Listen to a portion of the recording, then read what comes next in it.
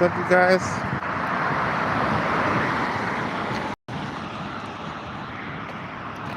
Hope you guys are having an amazing Saturday.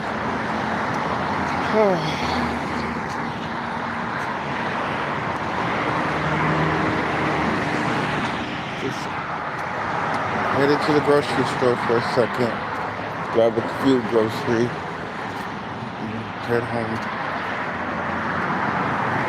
Hope everybody's having a good day. I said I was going to come on for maybe 20 minutes. I try my best to continue to post, you guys, but it's been a lot. Was working in school and trying to do what I need to do. I'm still trying to catch up with that. You know, I do my posts and everything, but I always have an issue with going back online and like responding to other people's discussion posts and things like that. So I need to catch up on that. I'm like 2 weeks behind on like responding to discussion posts. So I've got to go back and do that today. On top of that, just doing tests and midterms and trying to make sure I can keep my grades up. Man, like grad school is different, pretty fast paced. It's been on and off. So for me, the whole GPA, you most definitely have to have a particular GPA to stay in grad school. So I have to make sure I'm on those tests, those quizzes, everything that comes up, because I have to maintain at least an A. Sometimes even having a B, you have to be careful because like the slightest thing can get you below a 3.0 and then you're out of grad school. Of course, you can only have a 3.0 in grad school. You can't have anything below a 3.0. So, that means you can be a B, which to me means basic. A means above average, right? Basic average and above average. So I always try to shoot for the A. If not, it's okay. I'm a basic bitch in some shit in this world, so it happens. Life happens.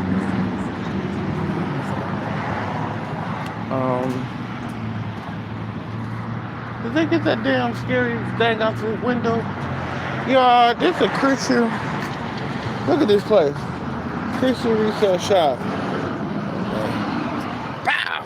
That shit scared the shit out of you? I said, now what Christian had this in their house? Look at that. Look at her.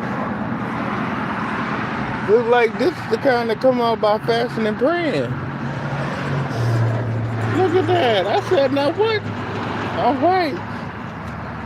Oh, and right next to Jesus. Oh, and the dead bee. Look at that. Y'all see that? Right next to Jesus and the dead bee. The ghost of what? The ghost of Emily Rose, right next to Shakespeare's nephew, and a deadbeat. Look at the sacrifice, and then look what it's next to. Wow, child, they don't know what they want to be. Look at these people. They don't know what they want to be. They don't know what they want to be. They don't know what the hell they want to be. I know what they want to be. Okay, MSU. U of M? Oh, that's Wolverines. That's U of M. Sorry. Look at the Muppet. Y'all remember the Muppet Babies? So we count the stars. 1, 2, 3, 4, 5, 6, 7, 8, 9, 10, 11, 12, 13, 14, 15, 16, 17, 18, 19, 41, 42, 43, 44. There's only 44 stars on here. Of course, this is obviously before the last few states were added. There's like what, 52? Please don't quote me. It might be 52 or 57. I know it's 50 something states. Thank you guys for the likes. I appreciate it. Like I said, I'm headed to the grocery store really quick, and I am just walking up the street. Pretty much about a mile walk, not that much. I'm not going to be on long. I appreciate you guys for stopping by. Appreciate you guys for liking the like. Probably in a minute I'm doing like some musical selection, and I'm going to head up off here. As the church will say, a selection. I did come on here to talk to. I always run my mouth when I'm on here, so I'm not just here. Um, you guys, you know, I am trying to really decide if I really want to let this job go. I'm really thinking about quitting this job because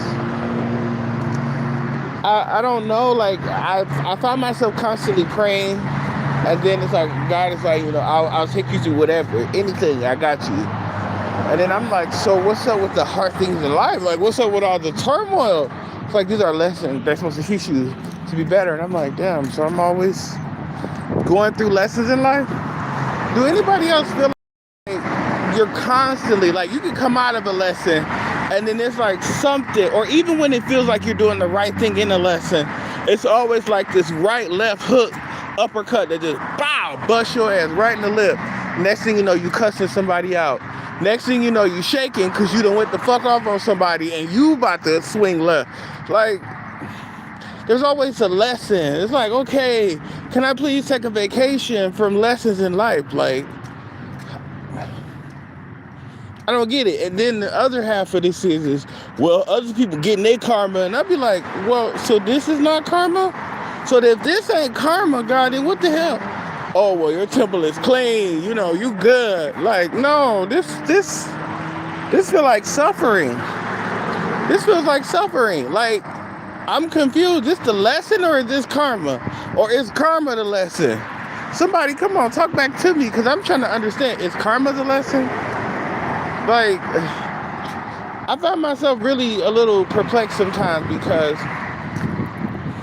a lot of times what I think is people think that I am competing with them, or like I have some type of competition. But what it really is a lot of times, I keep saying this, I always feel like let's just say me, if I was the person to slack off at work, I would get caught and I would get in trouble, because people are always watching me. Thank you guys for the likes. I appreciate it. I see those likes going up.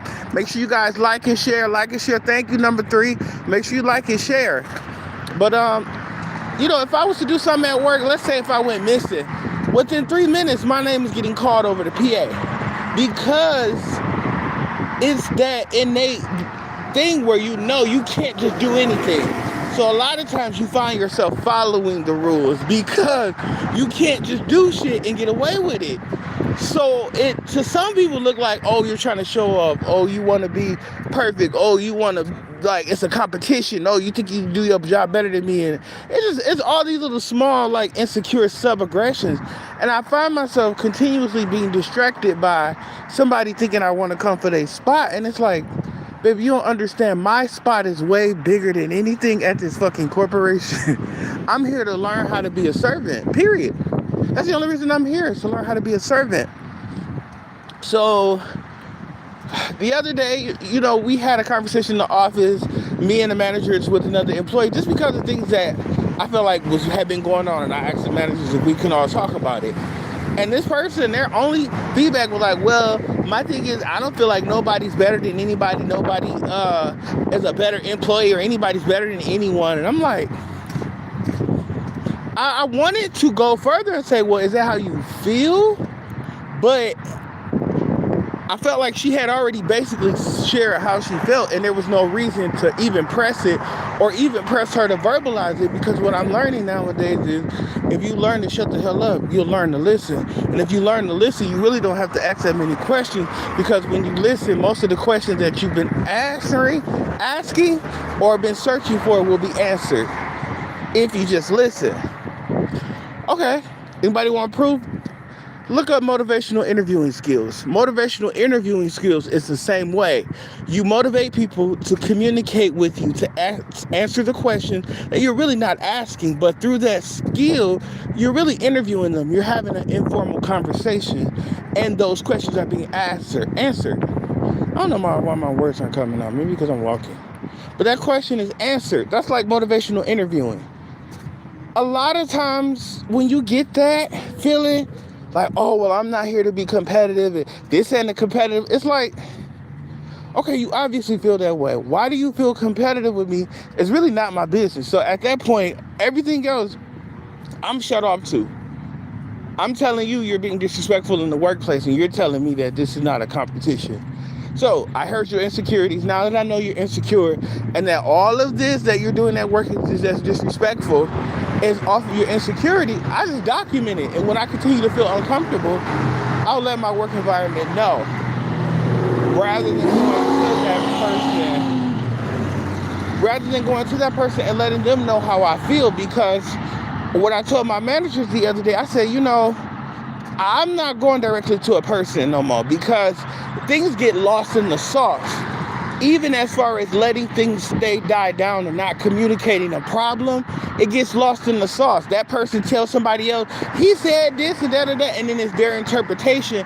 Now that third party person has an interpretation to someone they never even communicated with. Now you have a different perception of them. Now you have a different outlook, and you've never even experienced them. I find that to be funny. I find it to be comical. I don't think it makes sense to me, because I'm like, how can you deduce a whole person off of someone else's opinion and experience? And then you literally hold fast to that idea and opinion of that person off of someone else's jaded experience. That makes no sense. And that's what a lot of people do. A lot of people in that environment that don't want anything better and to think independently. It's like, oh, he's shady. Oh, he's shady. Everything he said gonna be shady. Even when it's funny, it's shady. Are you okay? Did somebody beat you to make you think like that? Where you just, anything anybody says is just valid, and you gotta ruin your life about it.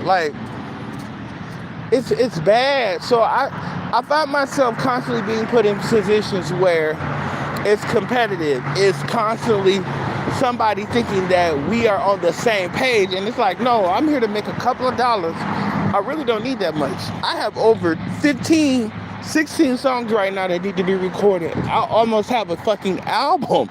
I'm here to make a couple of dollars, record my song, and make myself on the fucking map. All it is, well, you want my spot here, I've been here, that's fine, God bless you. I'm so glad you've been here 2 years.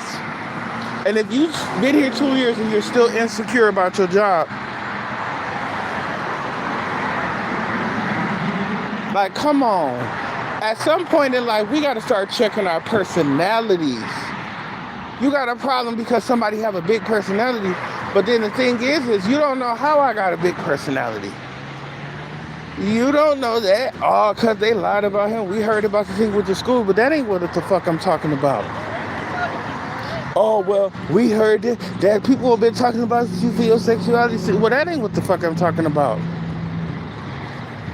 I've been a preacher's kid my whole life. I've been under the scope of observation and don't do this and God gonna get you and you the pastor's kid and you can't be doing that, you the preacher's kid. That's been my whole life. That's been my story my whole life. Before I decided to have a personal relationship with the creator of this earth, I was already measured by the laws of religion and controlled. So please, it ain't about you and your little motherfucking depressed ass personality being ego broken because somebody comes in here knowing they really can't do shit. I can't go to a job and fuck off. I can't go to people and steal and do shit. It's going to come back on me 10 times more. So when you see people fucking with me and you see shit happen to them and you like, oh, he could just do whatever he want to do and you have the most fucked up decision. I've had to struggle because I can't go out and sell drugs, sell ass, sell this, go online. Bitch, you put on a wig for one day and all of a sudden that blonde wig picture all over the motherfucking internet. One day. And I'm like,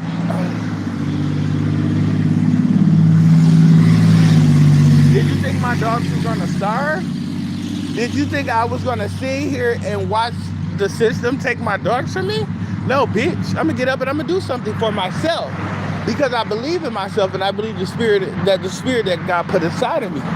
I believe in that spirit. I believe in me, my spirit. I believe in me. I believe in me. I don't give a fuck if you don't believe in yourself. That's your business. I believe in me. the energy that is inside of me, when I walk past people, when I speak, when I sing, when I listen, when I open my mouth to give advice, I believe in that energy. And I believe that's the same energy that's going to take me to where I need to go. So not only do I now believe in it, but I nourish it. That's the other thing. I nourish it. I have to nourish it, because if I don't nourish it, the thing that I believe in so much will die of starvation. So where do I go from here now? I keep feeling like, man, it's time to work. Work on your music. I keep saying, okay, God, I'm going to pay my little bi-weekly rent, and I'm going to take $100 and I'm going to figure out what can I do?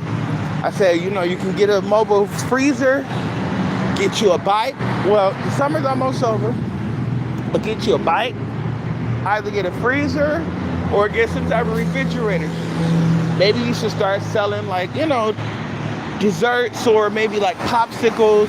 I have a really good business plan that's going to come out next year. But, it was really good. Like, I should take some of those flavors and even start using some of those flavors as like a introductory to what I'm going to do next year. So even doing like my own individual flavored popsicles, selling popsicles like, $4 or $5. The main thing with cold food is, to be able to cater to those who utilize food, SNAP and things of that nature, and providing, nutritious food to them. So even as far as making salads, making, nutritious cold meals to where it caters to those people who are able to receive meals. Because number one, a lot of people who receive food stamps, for those that are housing displaced, they have nowhere to cook the food.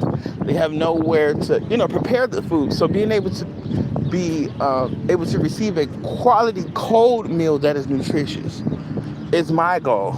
And desserts and snacks that are nutritious. So thought about that. I said, get your little freezer, get your ass on the bike, take your ass downtown, and just really start selling. And that could be, your way of making money. Let this job go. Start something. Start your business. So that's what I've been in prayer about today. Like, I have been meditating, y'all, all day. I prayed. I got up, and I'm like, God, I'm tired. And God is saying, you're tired because you're doing it to yourself. And I'm like, whoa.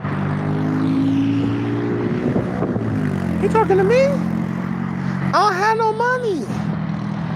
I don't have nothing. And it's like, what do you mean? Like, so you mean to tell me I could have still went out there without shit and still made it? Okay, so what's the plan then? Let me know, because I'll say fuck it all right now. Let me know. What am I supposed to do? How am I supposed to start this journey? Because at this point, I'm like, God, I'm going to start making my own flavors, my own flavored popsicles, find something else to like sell within like that little freezer piece, put it on the back of a bike and take your ass downtown and sell. That's where I am now, because it's like I have to do something. I got to do something to support this energy in me. This clocking in 9 to 5. I remember I had a really big issue a couple of weeks ago because, so when I first started my job, I'm from salary. I've been salary for the last 10, 11 years now. Since I've been out of college, I've been salary. So salary, you get the same amount of pay. You get what you put in, basically. Even if it was timesheets, it would be a consistent timesheet that said the same thing.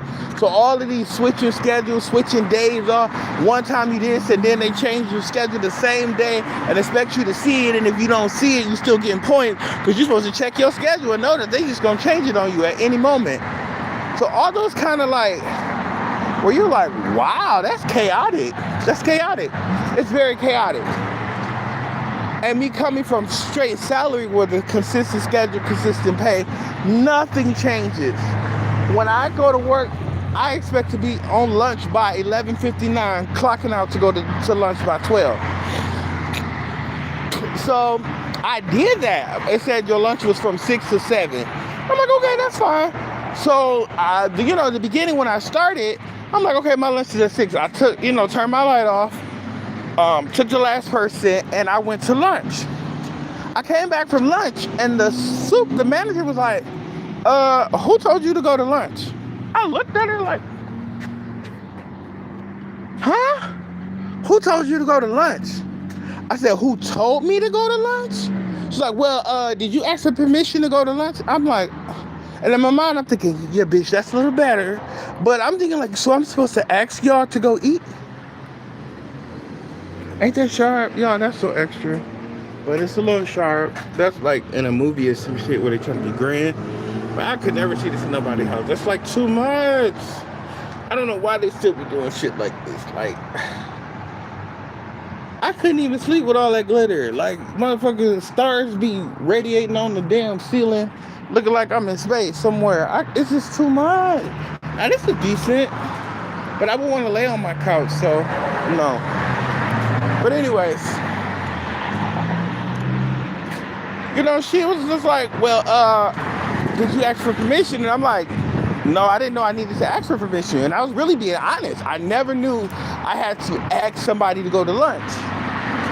She was like, well, yeah, the thing is we try to send people on lunch 30 minutes before or 30 minutes after, but you have to ask us for permission to go to lunch. And I'm like, so this is my face the whole time, like,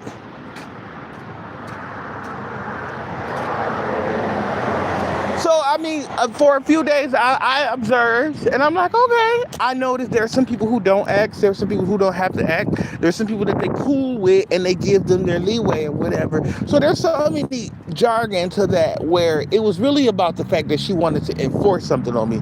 So immediately I noticed, like, okay, so what was that about? So I started to notice in other interactions with her, she was just handling me a little aggressive. I'm just like, why is my supervisor aggressive with me? Why are they aggressive with me? So one day, a customer, and then we're talking about me, and she was telling the customer that I was sensitive. And I'm like, that's not fair. You shouldn't be telling the customer that I'm sensitive. So whatever the thing was is, I basically verbalized it to another employee. Wow, I still haven't learned that lesson, huh? Verbalized it to another employee.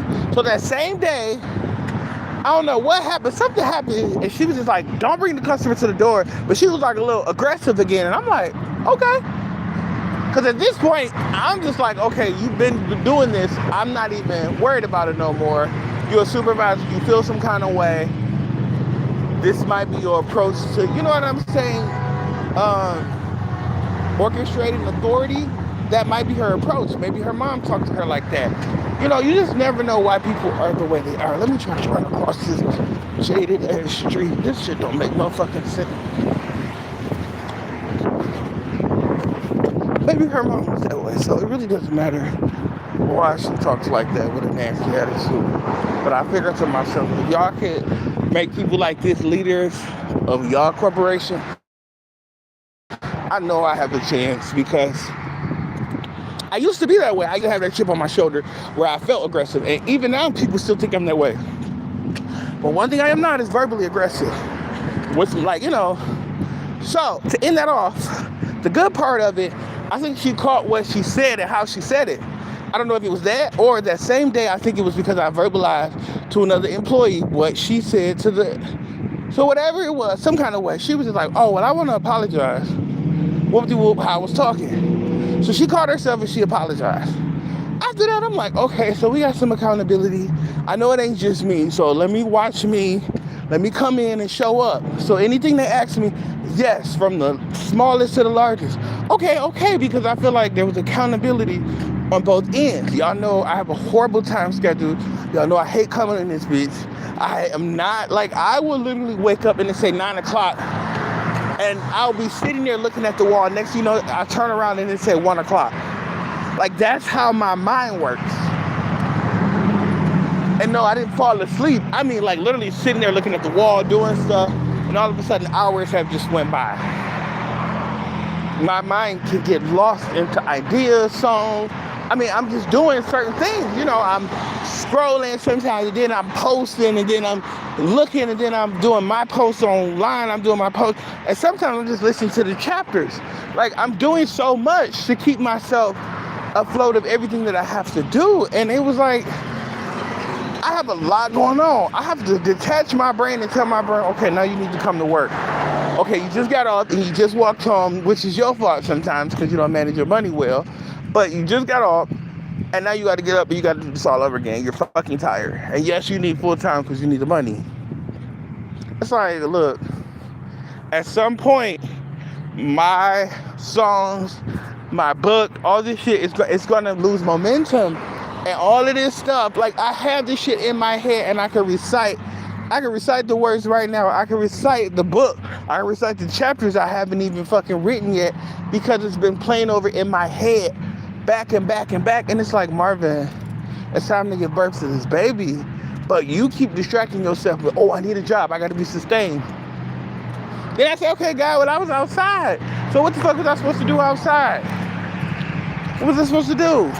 I needed somewhere. I needed, somewhere to live. So closing this out, because I'm basically here to the grocery store. I'm just at that point now where it's like you have to make a move. Whatever it's going to start as, I promise you're going to win. I have never started over and not won. When I went to Buffalo, I left to Buffalo with $50 in my pocket, landed with $20 in my pocket, and had nowhere to go. Friends from Bethune picked me up from this guy's house because I went over to this weird guy's house, and the whole vibe there was all off, and he was acting like he didn't want me to leave or wouldn't let me leave. It was just weird. So the guys from my school who lived in New York had to come and get me. And I went to a hotel, for that night, and they had to figure some things out. And ended up staying in a convent while I lived in Buffalo. Stayed in a convent. Can you hear me? A convent. I stayed in a convent. Friend, my story is so uniquely different. People know I don't even want to say the highlights. The shit that they think is a highlight. The stuff that they think is a highlight, that's the shit they rehearsing over. Or the shit that they heard and is invalid or misquoted or misdirected. This crazy shit. And it's like, I've had an amazing life and I can't even celebrate and enjoy it because every time I'm around you, you want to rehearse some shit to try to make yourself feel better about the fact that I make you feel intimidated. My presence make you feel intimidated. So in order to deal with the intimidation, oh, he ain't shit. I heard this. And knowing good and well the shit ain't true. But you're still going to repeat the same lie because it makes you feel better. Damn. That's a shitty world. It's a shitty life. Real shitty life. Real shitty life. If that's all I can do is repeat stuff that I know is lies because I feel bad about me and I want you to feel just as bad as me, so I'm going to keep repeating lies that I heard. That's a sad ass life. Whew. So I am at the crossroad again, friend. Only 1 month in and I'm like, what? When I first started this job, I knew I was not going to stay long. I first started this job. Now, mind you, they changed my schedule, right? So just out of nowhere, I get to work. You weren't supposed to start until 3. What? What you mean? I work from 9 to 2. Oh, no, we switched your schedule. You start at 3 now, so you're 3 to 11. I'm like, 11? There's no buses at that time. So I got to walk, and y'all changed my schedule. So I'm telling the manager this. She's like, okay, let's find the MOD. We're going to find the MOD, and I'm not saying the name of this corporation because y'all should be fucking ashamed of yourself. So she gets the MOD. She's like, y'all changed the schedule. He didn't know, about any of this. So he's stuck. No buses is running. Can y'all get him home? The man is like, oh, no, we can't do that. And we're not able to do that. We have no way to get you home. Okay. So I walked to 8 Mile to get on the 8 Mile bus, right? Which is about 4 or 5 miles. I walked to 8 Mile. I get to 8 Mile, I get home or whatever, maybe an hour and a half later because I had to take 3 buses. So next day, there's this guy that's there, and this is at the end of the closing day.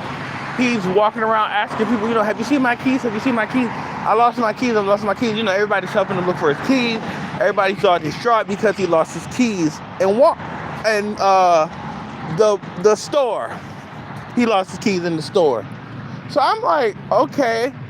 So then the next day they're like, oh yeah, you remember that man? They had to they had to Uber him home. They had to give him a taxi home. And I'm like 3 people told me this story about the guy that couldn't get home because he lost his keys. So I said to myself, wow, my job spent money on a random person that lost their keys in the store to get home, but your own employee, you would not pay for your employee to go home after you changed my schedule. And I'm just finding out that the bus schedule, there's no buses running. So after that, I really realized, they don't give a fuck about us. They don't give a fuck about employees. They really don't give a fuck about the employees. They give a fuck about a particular front, because anything negative could end on the, social media or whatever, and there's whatever could plummet. And so we want to present as a caring company, but they really don't give a fuck. And that's when I really first realized it. I said, oh, they don't give a fuck about me. But had I been a customer, and really, they still wouldn't have gave a fuck about me as a customer, because guess what? I said, oh, so when I'm doing my homework, when I'm caught up, when I got shit to do, at this point, if I can't make it, I can't motherfucking make it. Because if you can't spend $25 to run me home, and I just gave you a solid 9 hours, and you only paid me for 8, make it make sense. Make it make sense. I said, oh, this is the type of bullshit people was talking about when they said don't fuck with y'all, because this is what y'all do. These corporations don't care. We have to get our own. We have to maintain our own business now. I'm telling you, start your LLC today. Even if you don't know what the fuck you gonna do, start it. If you got the name, register it today. Get your $20. Get your name. Get your name documented. Look it up, make sure ain't nobody own it in that area, and get your name fucking licensed by the state, or certified by the state. Register with those motherfucking companies like Better Business Bureau, all these. Register with them. Make sure your company is legit. Start something online. I don't know what the fuck I'm about to do, but I know one thing, I got 3 days to figure it out. So I've been online, foreign exchange. Do I want to go back into that? Do I want to go back into online shit? Should I do orders online? Where is people really spending their money? And nowadays, what I notice is a lot of people are puppets. You're puppets. You don't spend your money until it's a trend to spend your money. Look at the fucking chicken sandwiches.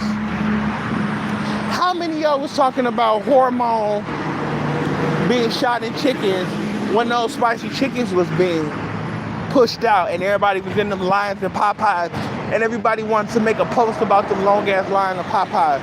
But wasn't nobody talking about the hormones, were they? No!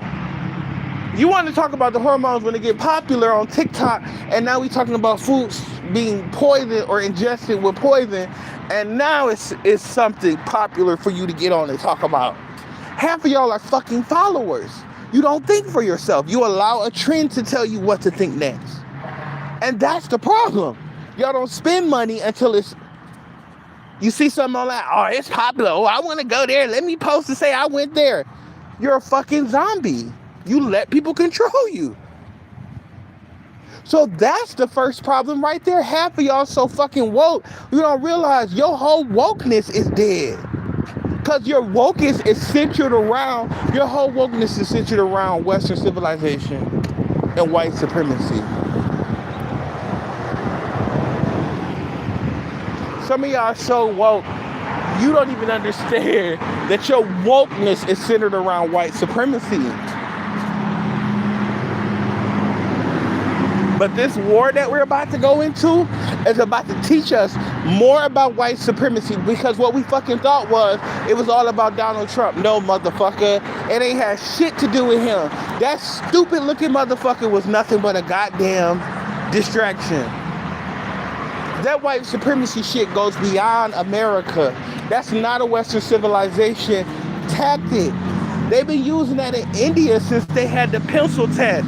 We talk about the paper bag test, but do you ever talk about the fact that India had a pencil test? If you put the pencil in the person's hair from India, they were considered to be European. If you put a pencil in their hair and it did not fall out, they were considered to be colored. In India, hello? That ain't just black and white, friend. This European centralism of supremacy is all over the globe, and we're about to find out with this war, because we're getting ready to find out whose side are you. Whose side are you really leaning on? I'm about to go. I love y'all. Keep praying. The doors of the church are always open, and by all means, we are definitely looking for members. Like, subscribe, share, and if you are willing to patronize, this great cause, definitely, my Cash App is Marvin Dewan, Marvin Dewan. That is Cash App symbol, Marvin Dewan, Marvin Dewan. And yes, just keep riding this ride with me. I believe we're going somewhere great. But what I will not let the devil do is deceive my brothers and sisters with mediocrity and low-level thinking to think that that is the dream. Low-level thinking, handouts, card swiping once a month, waiting on it to load. That's the dream of your life. Motherfucker, get the fuck on somewhere. Keep manifesting, keep dreaming. It's coming alive. I love you guys. Have a great day.